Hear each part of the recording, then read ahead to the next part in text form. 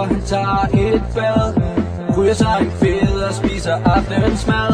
Han tænder sin PC og sætter sig ned. Går på Arto for at se om han har fået en besked. Så går han i skabet og finder sit tøj.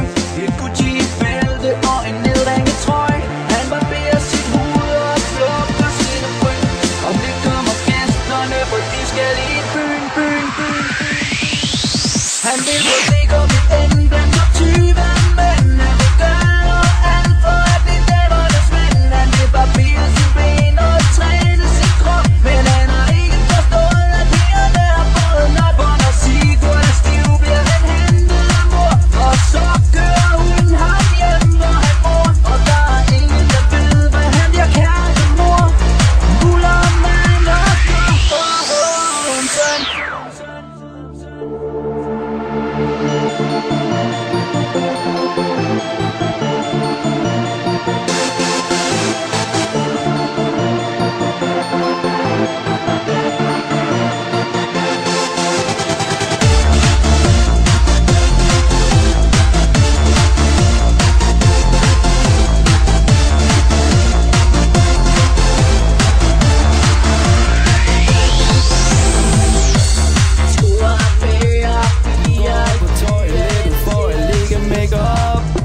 En masse brun creme, men hun glemmer sin krop. Om lidt skal hun i byen for at gå amok. Så hun husker sin BH, der er fyldt med push-up. Hun vil besøge en veninde fra hendes folkeskole. Så hun cykler derhen i en alt for kort kjole. Og folkene på cykelstien, de kigger på hende. Men hun er ligeglad, for hun kan lide at vise skin.